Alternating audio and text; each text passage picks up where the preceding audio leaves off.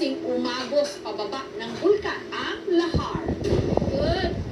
Suga! Ilang suga, Lord. Ha? Ikaw ang suga dito. Dali na dyan! Dali mo!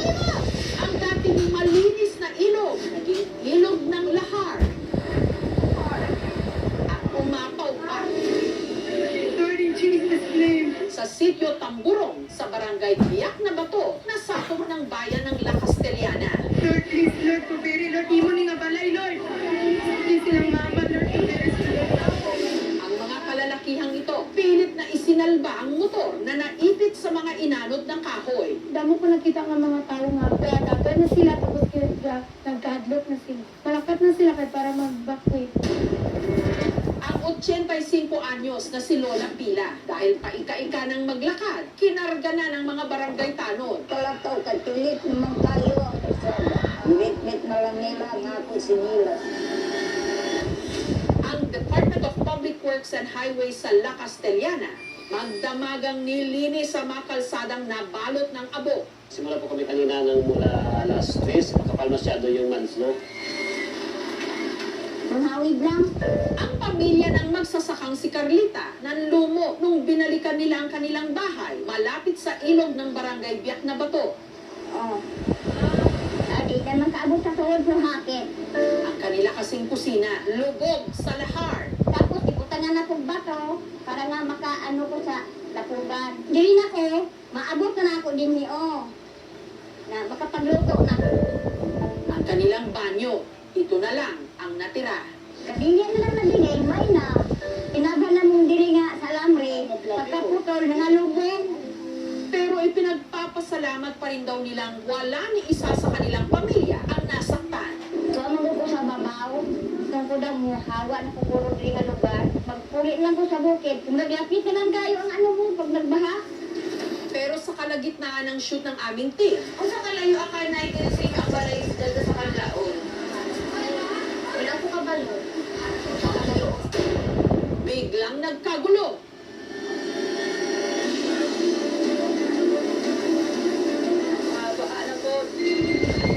Ang tubig kasi na may dalang lahar, muling rumagasa. Dahil dito, ang Barangay Council at ang Highway Patrol Group agad nagsagawa ng monitoring sa ilog. Hindi naman natin masabi talaga na huwag natin ikabahala. But prepare lang para sa ikabubuti din, ikaliligtas ng ating mga barangay natin. Kasi naman itong lahar hindi naman madulas. Pero dagdagan na rin natin ng konting pag-iingat. Hindi lang mga kabahayan ang napinsalak sa pagputok ng Mount Canlaon. Pati na ang mga taniman sa palibot ng paanan nito. Ang ilang lugar sa Canlaon City na itinuturing pamanding vegetable basket of Negros, nabalot ng abo. Kaya ang magsasaka mula Barangay Masulo na si Jessie, sumasakit ngayon ang ulo. Ang tanim niya kasing repolyo na nakatakda na sana niyang anihin sa katapusan ng buwan, nasira. Naman di mapusla. Kaot kayo. Sabi yung amo dito sa akuang Mahalong tanong ng kapulyo.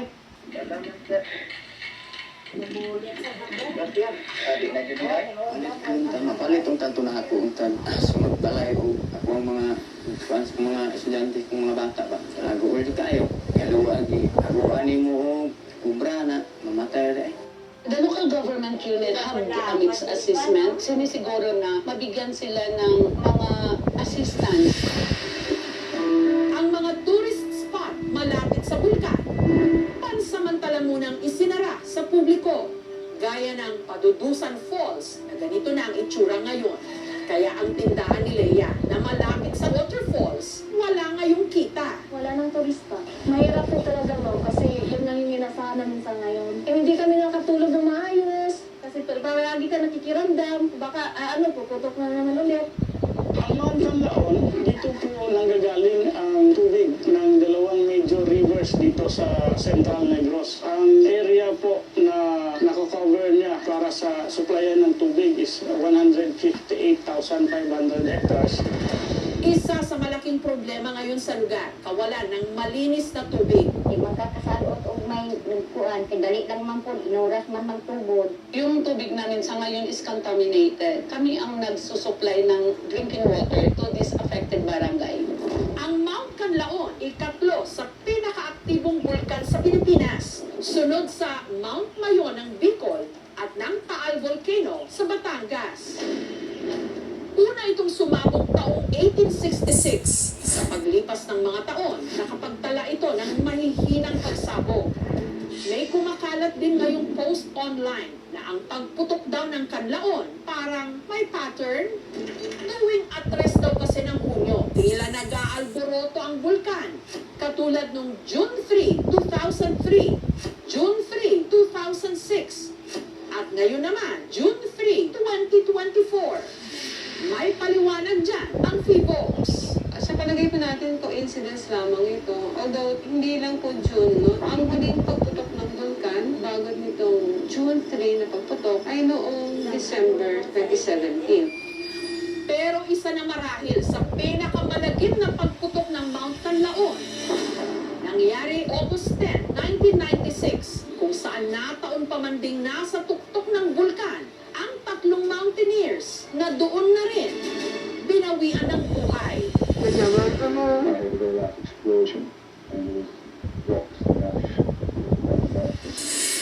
1996, may 20 na katao na nag-safari papuntang crater at nung nandyan na sila sa crater, biglang pumutok. Kaya tatlo ang namatay, isang British at saka 2 Pilipino na nakasama. Injured po is 10 Belgians at saka 6 na Filipinos at may isa pang British na kasama.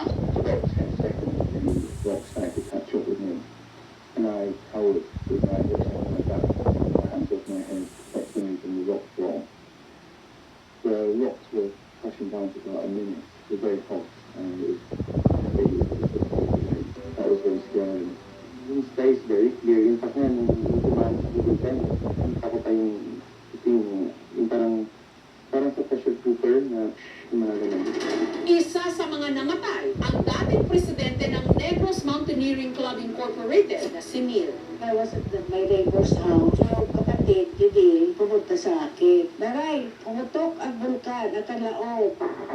Nandoon si Yaya. Hindi kinabahan na kami, tatay niya. O ito, the first night, dahil dumating sila doon sa White Forest sa Canlaon, the actual, where the Mount Canlaon erupted last August 1996. Siguro, ito panganak ko, dito pa. Tinamaan na sila, na mga bato na bumabaga. So yan ang the worst na siguro kinakatay niya. Kaya gusto mo, nandun ka, mapupuot ko siya, ma-feel mo ko, ano kanya pinifeel, malaman ko, ano gusto niya. Pero wala eh. Ito yung actual na bag na ginamit ni Neil noong huling akyat nila. Kada sakay ko ng jeep, siyempre ba anuhan mo yung Canlaon? Talaga, I hate the Canlaon. Sabi ko sa sarili ko, I hate you. Oo, kasi kung hindi sa'yo, dapat ay harap ko. Diba? So, that's my feeling. Okay, you are always remembered until the end of our time. Love you.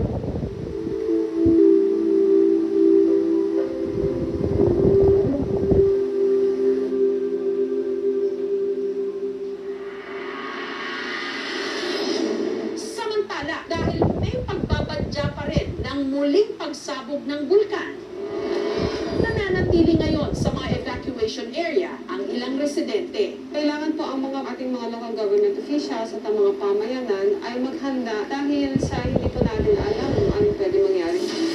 Sa maraming panahon, sinasabi ng mga taga-Negros na ang Mount Canlaon ang nagsilbi nilang proteksyon sa mga nakaraang bagyo. Sa mataba nitong lupa, umaasa ang mga magsasaka. Sumasabog, hindi inaasahan. Ano ang kwento o